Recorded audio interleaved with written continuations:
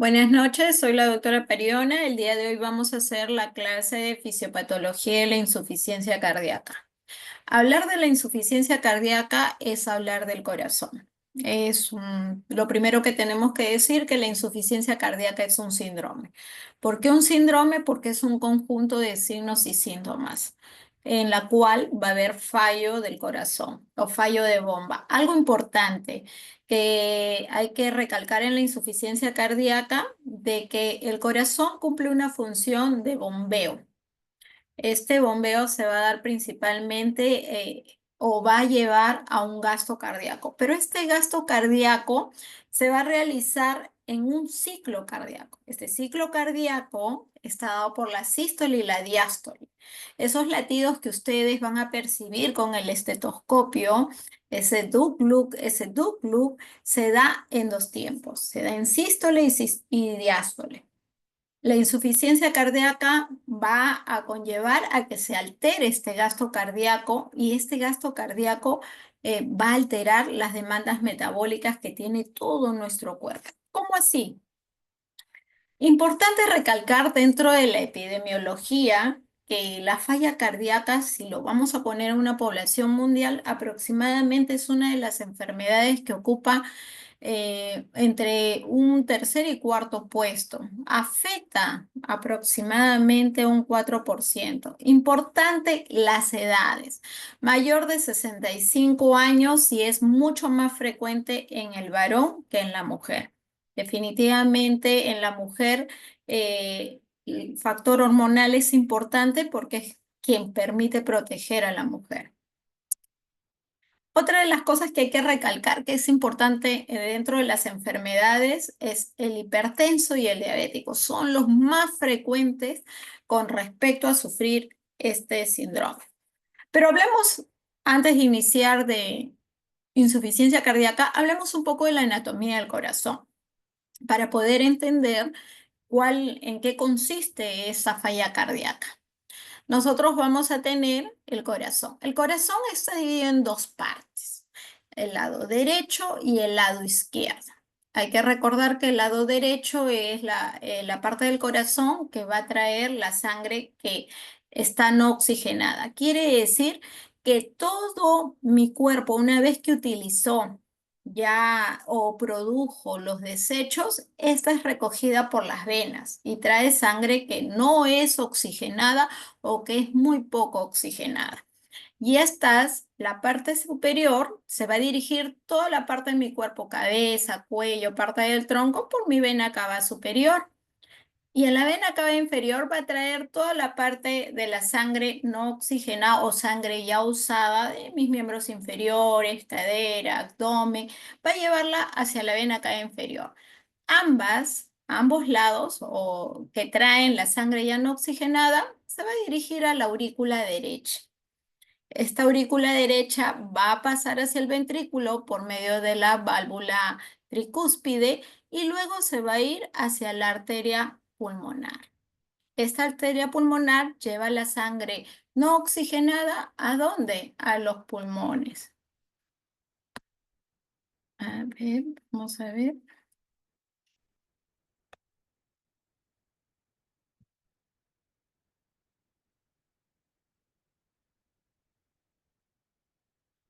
Denme un minutito. Listo. Como les decía, la arteria pulmonar es la única arteria que va a llevar sangre no oxigenada. ¿A dónde se va a dirigir? Hacia los pulmones, que luego van a recoger la sangre ya oxigenada y estas se van a dirigir por las venas pulmonares ya trayendo la sangre que ha sido oxigenada. Hay que recordar que en los pulmones, ya han visto en la parte respiratoria, se produce el proceso de difusión donde hay ingreso de oxígeno y salida del CO2. Una vez que ya la sangre está oxigenada, ingresa por las venas pulmonares, que son 4, se dirige a la aurícula izquierda y luego ingresa al ventrículo izquierdo y luego se va a ir hacia la aorta, llevando a cada parte del tejido de nuestro cuerpo sangre no oxigenada. Eso se produce cada segundo. Entonces, importante saber cuál es el trabajo que cumple el aparato cardiovascular. Pues es importante el sistema cardiovascular. Actúa con todos los sistemas. Por ejemplo, con el sistema endocrino ayuda con el transporte de hormonas. Con el sistema digestivo, el transporte de nutrientes. Con el sistema respiratorio, el intercambio gaseoso. Con el sistema nervioso permite la regulación, igual que otros factores, con la termorregulación, permite y actúa. O sea, el aparato cardiovascular ayuda mucho en todo el sistema de mi cuerpo humano. Y eso es importante saber. Así como también interviene o actúa en el transporte de anticuerpos para el sistema inmunitario. Entonces, el sistema cardiovascular trabaja con cada parte de mi cuerpo. Hablemos del ciclo cardíaco. Antes de poder entrar en insuficiencia cardíaca, hablemos un poquito del ciclo cardíaco. Dentro del ciclo cardíaco, nosotros vamos a considerar dos partes importantes. Vamos a hablar de la sístole y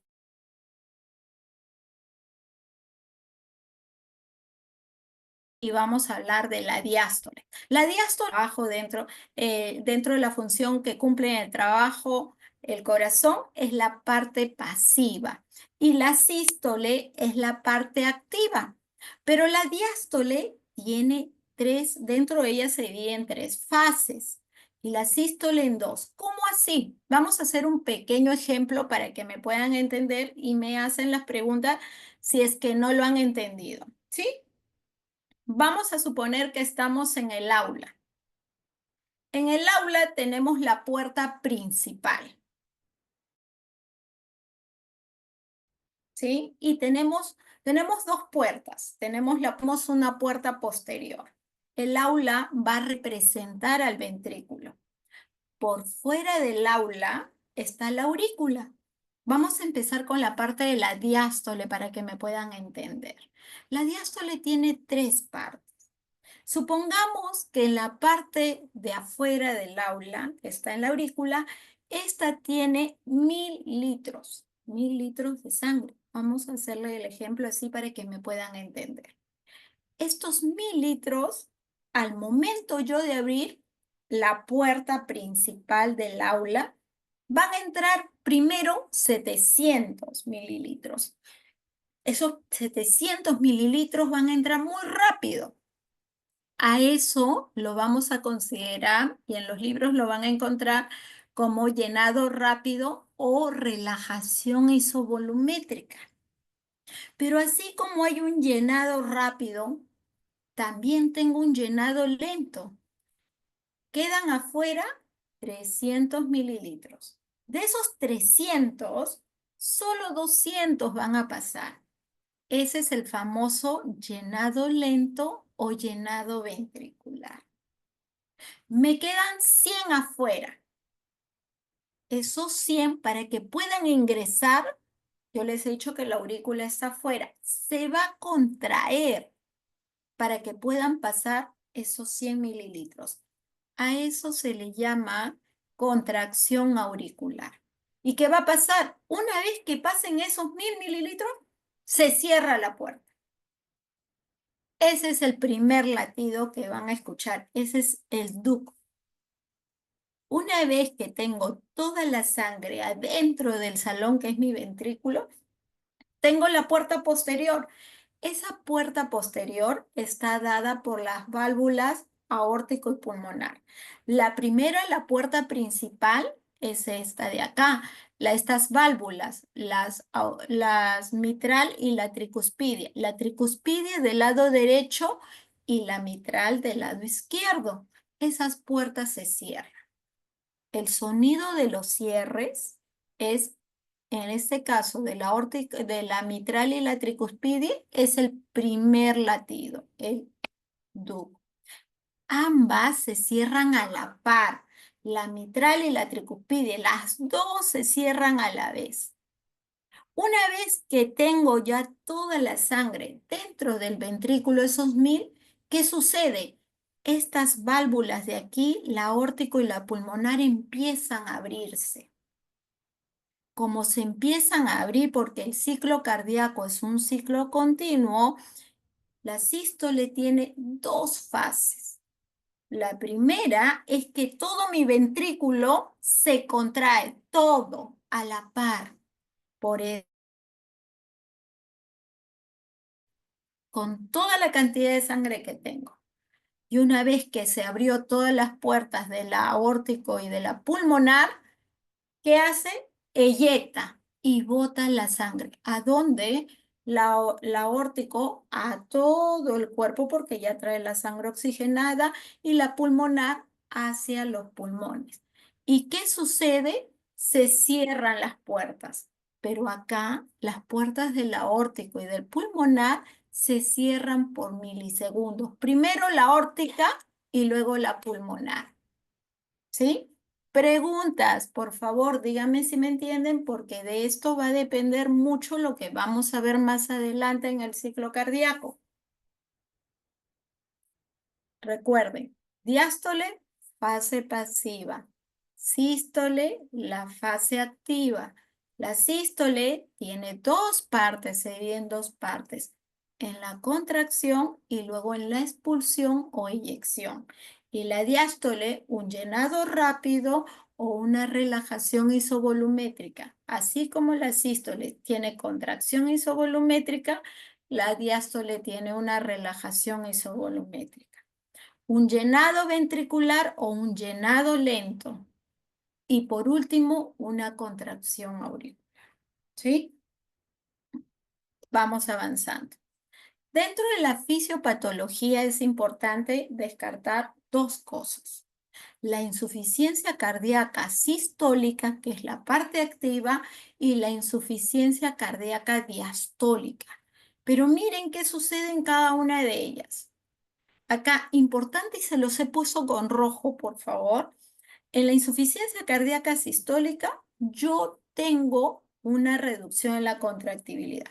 Yo les he dicho que la parte sistólica se caracteriza porque hay una contracción. Pero ¿qué sucede cuando tenemos una insuficiencia cardíaca?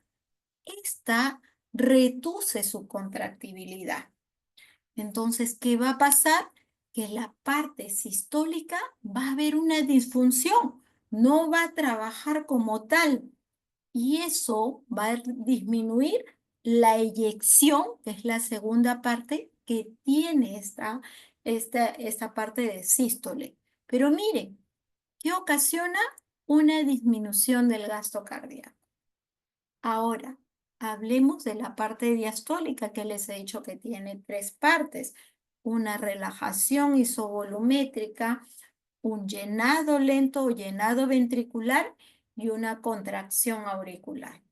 ¿Qué sucede? Yo les he dicho que es como la puerta principal que yo abría y que entraba la sangre que primero fluye rápido, luego lento.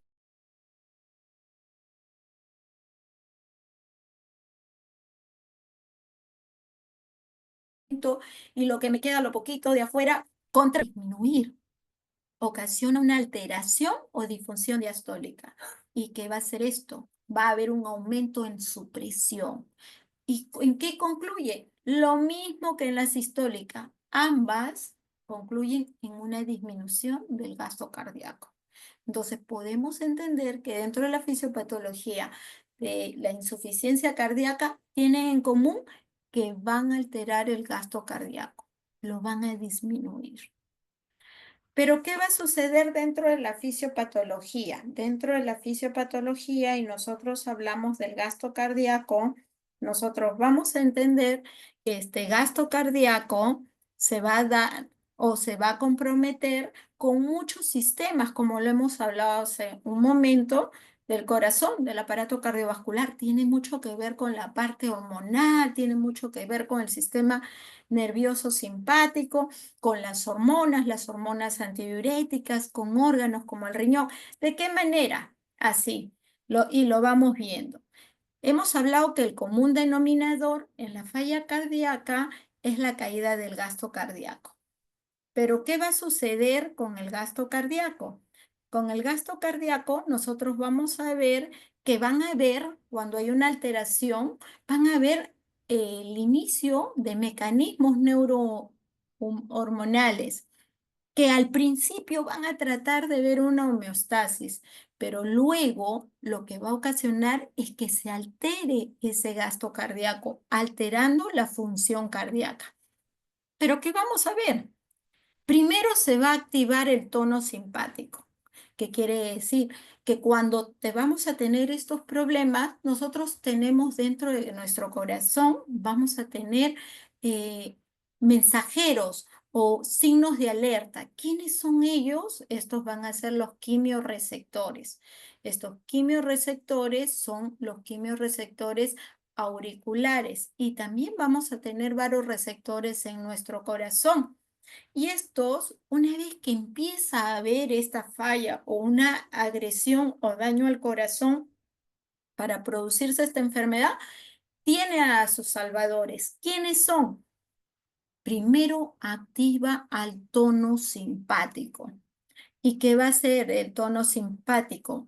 Lo que va a hacer es secretar catecolaminas, por ejemplo, la norepinefrina, y va a activar también al sistema renina-angiotensina, aldosterona. ¿Y qué va a hacer esto? Va a permitir la producción de angiotensina 1, reteniendo el sodio, va con la enzima convertidora de angiotensina, la angiotensina siendo una vasoconstricción y esta una secreción de aldosterona. Pero no nos olvidemos que también actúa a nivel de la hormona antidiurética, está secretando vasopresina. ¿Pero qué van a buscar estas sustancias? Lo que van a buscar es tratar de aumentar la presión, porque la presión, debido a que va a haber un bajo gasto cardíaco, va a disminuir la presión. Esta activación del tono simpático con el sistema renina-angiotensina-aldosterona va a tratar de aumentar la presión y la volemia. ¿Cuál es el fin de estos mecanismos? Aumentar la volemia y la presión. Y así van a tratar de compensar la caída del gasto cardíaco. ¿Para qué? Para mantener la perfusión. ¿En dónde? En nuestros órganos principales. ¿Y quiénes son nuestros órganos principales? Pues cerebro, corazón, pulmón, riñón. Con esa finalidad es que se va a poner a cargo todo este sistema de defensa. Pero vamos a ir hablando cuáles son estos mecanismos de adaptación que intervienen en esa falla cardíaca. 4 principalmente. El primero es el de Frank Starling. El segundo, el de hipertrofia ventricular. Hablemos del remodelamiento ventricular y una redistribución del gasto cardíaco.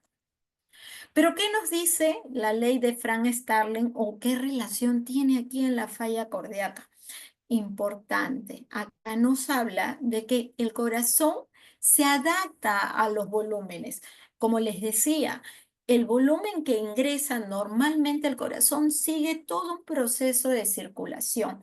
Pero cuando nuestro corazón empieza a tener cambios a nivel de su estructura, ya sea concéntrico, que se engruesa, o excéntrico, que se dilata, pues de acuerdo a la ley de Frank Starling, este corazoncito que ya está empezando a ser dañado va a tener que adaptarse a los volúmenes. Entonces, el ventrículo es el que va a estar más afectado. ¿Y qué va a suceder? De que este corazoncito va a tratar de compensar estos volúmenes, pues se tratará de dilatar, porque cuanto el volumen, Frank Starling dice que cuanto el volumen es mayor, entonces el volumen que va a tener que cargar el corazón también será mayor. ¿Qué nos habla la hipertrofia compensadora? Y esto es importante. Hay que recordar que el corazón no solamente va a soportar volúmenes, también va a soportar presiones.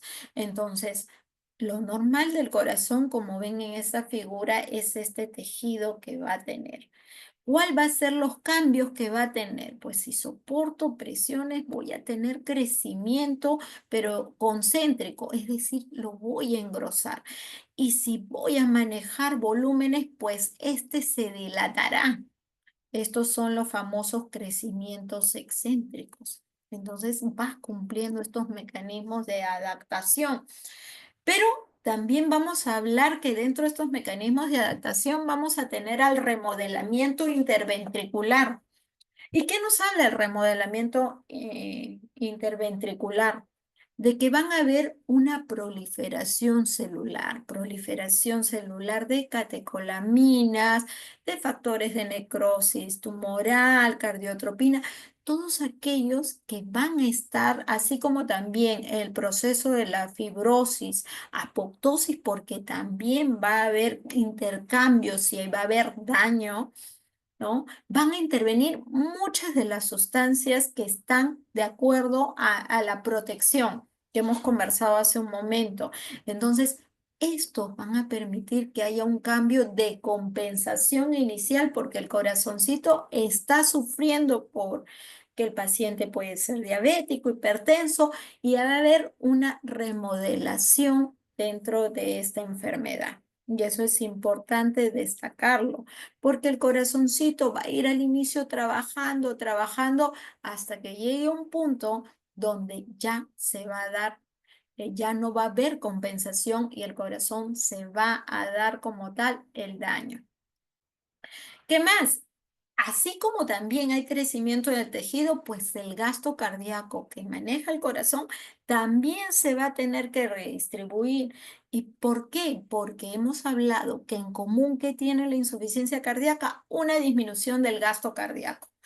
Esa disminución del gasto cardíaco no solamente va a afectar a mi corazón, va a afectar a cada célula de mi cuerpo. ¿Por qué? Porque voy a tener menos cantidad de gasto, el gasto cardíaco va a disminuir mi flujo, que va a llegar menos a la piel, a los músculos, a los riñones. Es insuficiente la cantidad de sangre que va a llegar. Entonces, ¿qué va a hacer mi corazoncito? Va a tratar de redistribuir para cumplir con todo el trabajo que tiene cada célula de mi cuerpo. Dentro de la fisiopatología, también es importante ver cuáles son los efectos precoces y luego las consecuencias tardías, porque todas esas etapas de estos cuatro factores va a haber un momento donde ya dejen de funcionar y van a empezar a actuar los primeros síntomas, dependiendo del tipo de falla cardíaca que lo vamos a ver en unos momentos, ¿no?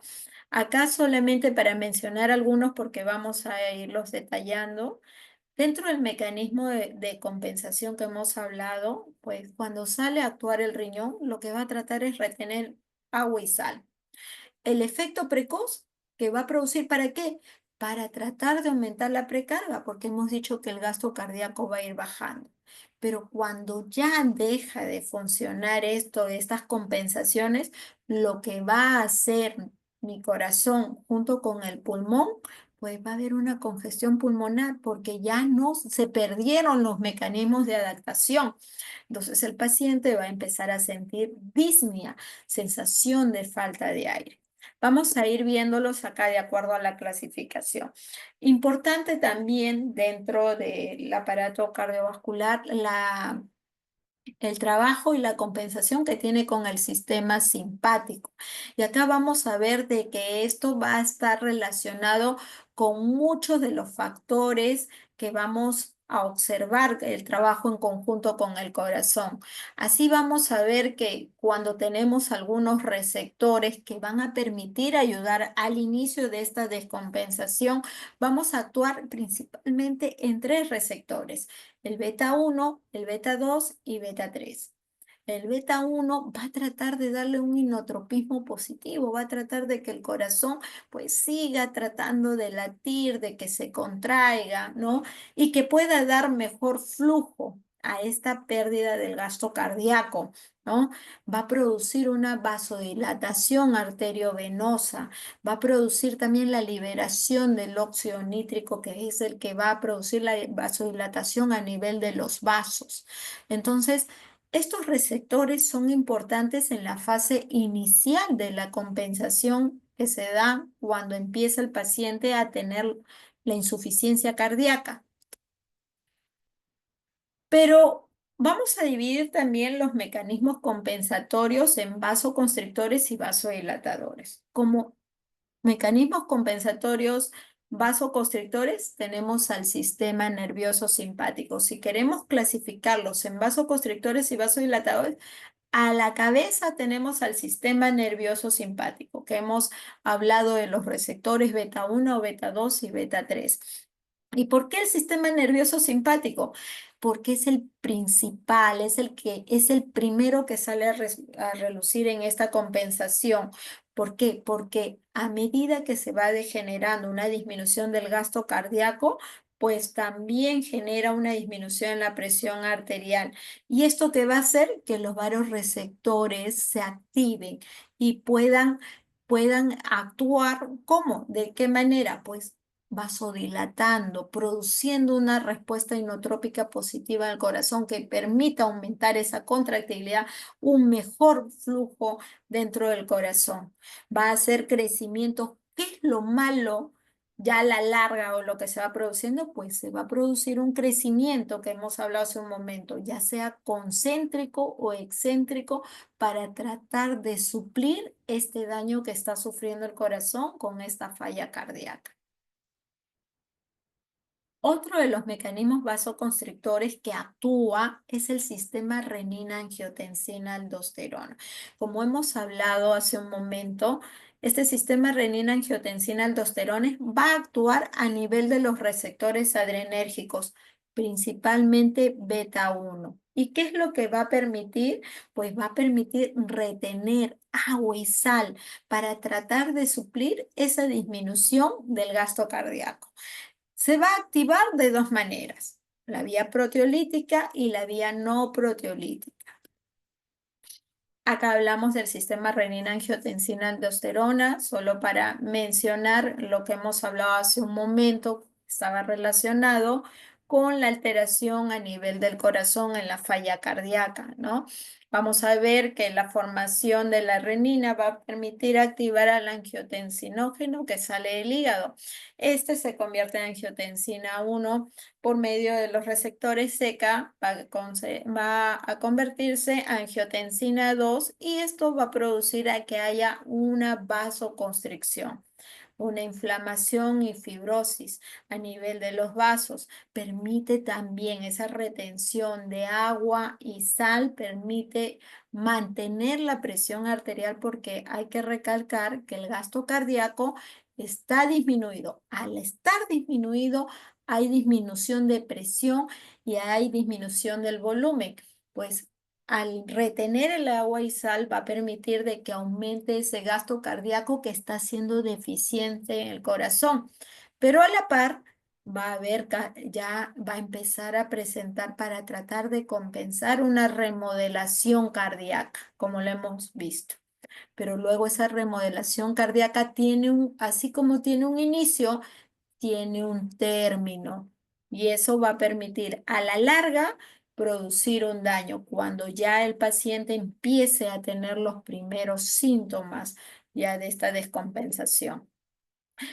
El péptido natriurético también lo tenemos como parte esencial y este péptido natriurético nos indica a nosotros que llevamos los médicos en la parte clínica, es un factor importante de diagnóstico porque el péptido natriurético que está dividido en atrial, cerebral, los péptidos natriuréticos de tipo C y el tipo D, pues los principales, el péptido natriurético cerebral, que nosotros lo utilizamos, el BPN, nos va a permitir ayudarnos dentro del diagnóstico, porque cuando hay esta insuficiencia cardíaca, sus valores son muy altos y esto me está indicando que ya hay una descompensación en esta parte de la enfermedad. ¿no? Estos salen a relucir, sobre todo estos se dan a nivel de los ventrículos, su origen es a nivel de los ventrículos. Como hablábamos hace un momento de las fases del ciclo cardíaco, tanto de la sístole y la diástole, esta para nosotros es muy valiosa porque me da la integridad o el funcionamiento de cómo están mis ventrículos dentro de esta enfermedad de la falla cardíaca. Ahora hablemos de los mecanismos neurohormonales vasodilatadores. Estos mecanismos neurohormonales vasodilatadores, pues dentro de ellos y a la cabeza tenemos los péptidos natriuréticos que hemos hablado hace un momento, como el péptido atrial, ellos son considerados vasodilatadores, péptido atrial natriurético, el cerebral natriurético y también los que actúan a nivel del riñón. Pero principalmente de ellos estamos nosotros dentro del diagnóstico utilizamos el péptido cerebral natriurético que se sintetiza en el cerebro y en los ventrículos, que por la distensión debido a toda esta remodelación o daño que ocurre en la falla cardíaca, permite que nosotros podamos ayudar en el diagnóstico en esta enfermedad. ¿Cuáles son los otros mecanismos compensatorios vasodilatadores? Pues las prostaglandinas, que son importantes. Recordarnos que estas prostaglandinas actúan en los ciclos inflamatorios y van a producir vasodilatación. Otro factor importante es el óxido nítrico. El óxido nítrico sabemos que dentro de la función que ocupa o que realiza es la vasodilatación, pero en este caso, ¿de qué manera? Pues en las insuficiencias cardíacas va a permitir que se produzcan las citocinas. Y al producirse estas citocinas, principalmente, ¿cuál? Factor de necrosis tumoral y estas van a intervenir en el ARN mensajero de la sintetasa del óxido nítrico, pero sobre todo va a producir la vasodilatación a nivel de todos los vasos para permitir un adecuado flujo cardíaco o un flujo sistémico. La adrenomedulina también es considerada, y la van a leer en algunos textos, esta se va a producir en la glándula suprarrenal, que en el riñón, en el corazón y vasos sanguíneos. Y sobre todo, esta se va a activar en los procesos inflamatorios. Y cabe destacar que dentro de la falla cardíaca, en la falla cardíaca va a haber un proceso inflamatorio. Y estas principalmente van a producir la dilatación de las arterias coronarias. ¿Para qué? Para permitir un mejor flujo. Dentro de la falla cardíaca también surgieron algunas teorías que trataban de explicar el por qué ocurrían estos daños y de qué manera, o de qué manera se veía este tipo de remodelación. Y surgieron dos teorías. Una teoría que es el de Underfilling y el otro es de Overfilling. ¿Pero qué decía Underfilling? Hablaba sobre todo de la aparición de un edema nefrótico. Un edema nefrótico donde actuaba el riñón, permitiendo que se pudiera retener sodio. Pero al ser un edema nefrótico, ahí cabe recalcar que también iba a haber daño a nivel renal, con unas pérdidas de proteínas en gran cantidad. Iba a haber proteinuria por medio de la orina y estos iban a bajar los valores de la albúmina en sangre, por tanto iba a haber hipoproteinemia. Estos iban a producir un cambio de nivel de la presión de los vasos, la presión oncótica que iba a disminuir. Y esto iba a retener gran cantidad de agua y también un poco de sodio, que iba a ocasionar con esto a que se pudiera activar el sistema renina-angiotensina-aldosterona. Y la otra teoría de Overfield, que también se debía a un daño renal, pero acá hablaba más a nivel de los túbulos contorneados, ¿no? Y hablaba de que había una resistencia a nivel de los péptidos natriuréticos, pero ¿cuál? Principalmente los auriculares. Y que eso iba a producir una vasoconstricción, una reabsorción del sodio y que iba a producir edema. Y eso es importante, ¿por qué? porque también aquí tenemos a los dos modelos. ¿Y por qué es importante recalcar? Porque dentro de la falla cardíaca y sobre todo de la derecha vamos a ver edemas. Dentro de los modelos de la insuficiencia cardíaca, acá principalmente para hablar se dieron dos modelos hemodinámicos, que se dio el cardiorrenal y un modelo hemodinámico donde había anormalidades en el corazón para el bombeo. Había también un modelo neurohormonal donde se hablaba también a nivel del sistema natriurético auricular con la liberación de catecolaminas y que actuaba el sistema renina-angiotensina-aldosterona. Y en el modelo biomecánico hablaban sobre todo la estructura del corazón, en la lesión de los cardiomiocitos y la remodelación cardíaca, que era lo que estábamos hablando hace unos momentos, que es importante para poder tratar de evitar o tratar de no tener tanto daño con esta falla cardíaca, ¿no? Pero hablemos rápidamente de las clasificaciones. ¿Cómo se clasifican? Hemos hablado de la parte fisiopatológica, pero ¿cómo se clasifican? Hay muchas clasificaciones, las más importantes. La clasificación sistólica diastólica. Primero, la sistólica es la más frecuente. Es el 70% de casos. Se caracteriza porque hay una hipertrofia excéntrica. ¿Qué significa? Que el corazón se dilata, ¿sí? Clínicamente, yo pongo mi estetoscopio en mi corazoncito y puedo escuchar un tercer ruido. Ese tercer ruido lo escucho en diástole al inicio, en ese llenado rápido. ¿Y por qué se produce? ¿Se acuerdan el ejemplo que les puse cuando abrí esa puerta y entraban esos 700 mililitros? Pues este corazoncito tiene paredes más delgadas y esa turbulencia ocasiona ese tercer ruido, porque ese llenado rápido va a ocasionar en un cambio a nivel de la pared o la estructura del ventrículo un ruido más. ¿Cuáles son los dos ruidos normales? El primero y el segundo. El primero es el cierre de las válvulas mitral y tricuspide, que se cerraban a la par. El segundo ruido es el cierre de las válvulas aórtico y pulmonar. Se cierra primero la aórtica y luego la pulmonar. Entonces, este tercer ruido está dado en un corazón que ya tiene cambios a nivel de la pared. ¿Qué más? Su fracción de eyección está disminuida. Lo normal es que todos tengamos una eyección del más del 60%, pero acá su fracción en la sistólica está baja. ¿Qué más? Se producen. ¿Quiénes se producen? Aquellos pacientes que han tenido un infarto, por ejemplo. Esa es la causa principal. ¿Quiénes más? Las miocardiopatías dilatadas, así como vemos en este corazoncito. Valvulopatías, principalmente ¿quién? En la aórtica.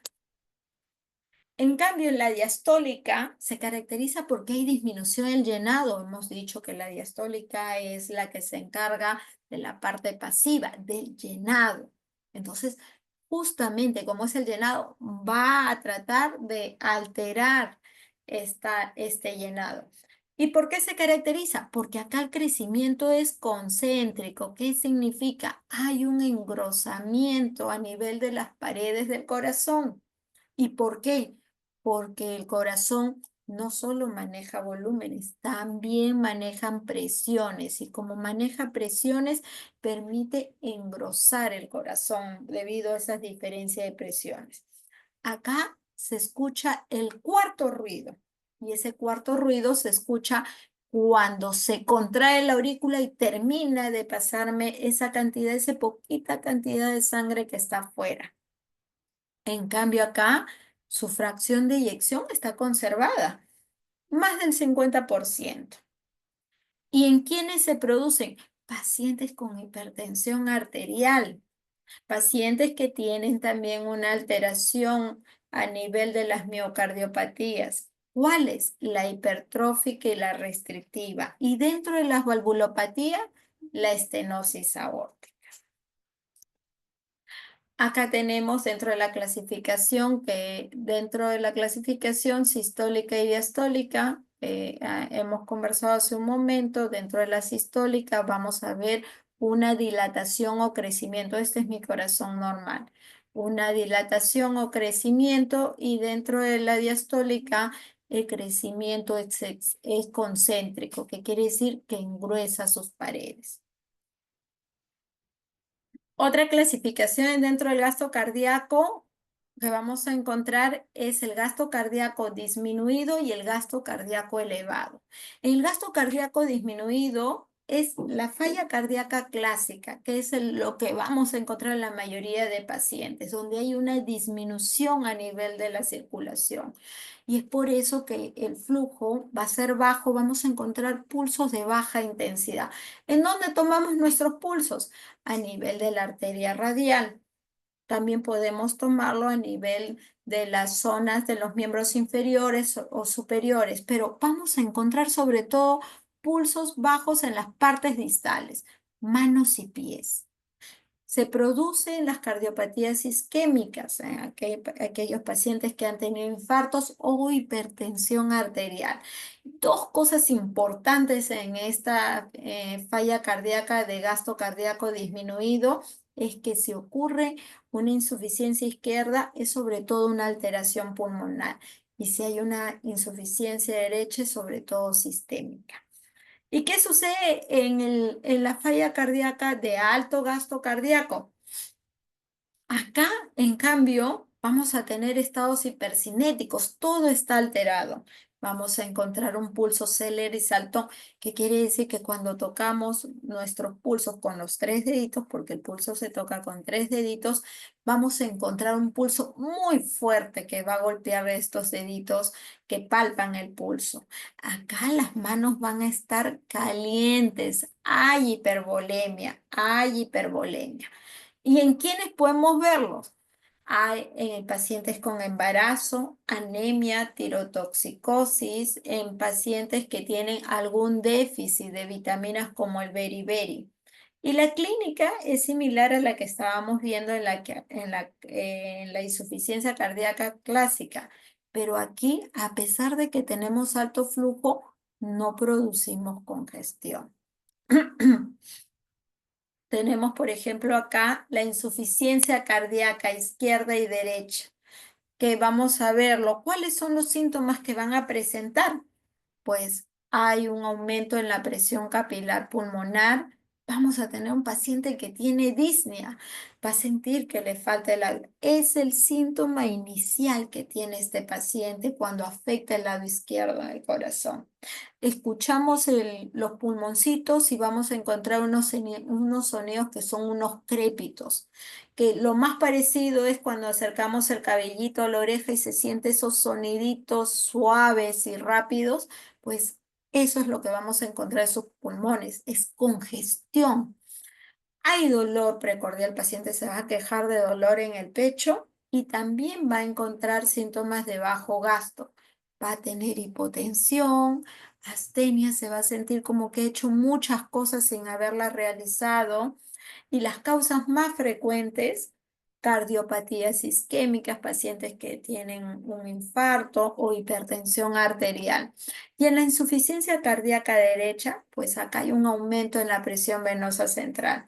Aquí vamos a encontrar el típico paciente edematizado, con edemas, ingurgitación yugular, que lo vamos a ver en el cuello, reflujo hepatoyugular, ascitis, hay retención de agua. Acá se produce el edema que puede estar el paciente hasta a partir de los edemas en miembros inferiores que son ascendentes. Hay ascitis, el paciente está muy congestionado. Y dentro de la clasificación, nosotros tenemos que acordarnos que para que ocurra todo esto, ya sea izquierda o derecha, las alteraciones cardiovasculares más comunes, la cardiopatía isquémica en la cabeza, valvulopatías, miocardiopatías dilatadas. Ambas, o todos estos factores van a afectar tanto a la precarga, que es el ingreso al corazón, como a la poscarga, la salida de ellas. va a haber una disminución en el gasto cardíaco y todos ellos van a responder con unos síntomas. Hipovolemia, hay disminución de volumen, dificultad respiratoria. Y se van a producir dentro de la falla cardíaca los dos tipos. En la izquierda, la disnea, vamos a ver disnea, ortognia, el paciente no puede dormir con decúbito, tiene que colocarse almohada, cianosis, mareo, fatigas. Y del lado derecho va a trabajar con presiones, aumento en la ingurgitación yugular, reflujo hepatoyugular. Y con todo esto van a salir los mecanismos compensatorios o los compensadores, sistema nervioso central, los hormonales, los hemodinámicos. Y cuando ya van fallando todo eso, ¿a qué llegamos? A una falla cardíaca crónica, porque la falla cardíaca llega a ser crónica. Ya para ir finalizando, importante, dentro del diagnóstico utilicemos los criterios de Framingham. Y acá una pequeña memotecnia. En los criterios mayores, predecir la presión venosa yugular aumentada, el reflujo hepatoyugular, el edema agudo de pulmón, la disnea paroxística, los estertores, la cardiomegalia, la ingurgitación yugular y el ritmo de galope. Y en los criterios menores, edema en miembros inferiores, sobre todo, que se produce es simétrico, que es en ambos miembros inferiores, obedece a la gravedad. Si yo estoy parada, pues esto va a ser mayor al momento de echarme y poner los pies en lo alto a disminuir. Se dan a medida que se van dando durante el día. Hay tos nocturna, disnea, hepatomegalia, derrame pleural y taquicardia. Pero para decir que cumplo con estos criterios, pues tengo que tener dos criterios mayores o uno mayor y dos menores. Y dentro ya, para ir culminando, dentro de la clasificación, porque la falla cardíaca tiene una clasificación funcional, ¿cómo encontramos nosotros al paciente? Vamos a ver que en el primero, el paciente realiza sus actividades físicas habituales. En la clase 2 ya vamos a encontrar que hay síntomas a moderados esfuerzos. Pues el paciente me va a decir, doctora, ya no puedo subir la escalera, ya no puedo levantar los objetos pesados. En la clase 3 ya son mínimos esfuerzos, ya se cansa hasta para vestirse o caminar dentro de la misma habitación. Y en la clase 4 pues el paciente ya no puede ni siquiera peinarse porque ya inicia con disnea. Y hay que recordar cuáles son ya los estadios dentro de la insuficiencia cardíaca, pues cuando el paciente inicia, los mecanismos de compensación salen a relucir. ¿Hasta cuándo van a ir trabajando? Pues mis factores de riesgo. ¿Cuáles son? Y que lo tenemos y los vemos en la calle: la hipertensión arterial, la obesidad, los antecedentes familiares, importantes. Empezamos con estadio A, un paciente que todavía no tiene síntomas y que realiza sus actividades. En el estadio B ya empiezan a haber cambios estructurales en el corazoncito, pero todavía no da síntomas. Y acá los vamos a ver en quiénes, en aquellos pacientes que han sufrido un infarto, en pacientes con valvulopatías. En el estadio C ya empiezan a haber síntomas y como he conversado, el primer síntoma que sale es la disnea, esa sensación que le falta el aire. Y acá vamos a tener ya una disnea severa en el estadio C y en el estadio D ya es una falla cardíaca avanzada con todos los síntomas que hemos conversado. Importante, estos pacientes llevan a la cronicidad.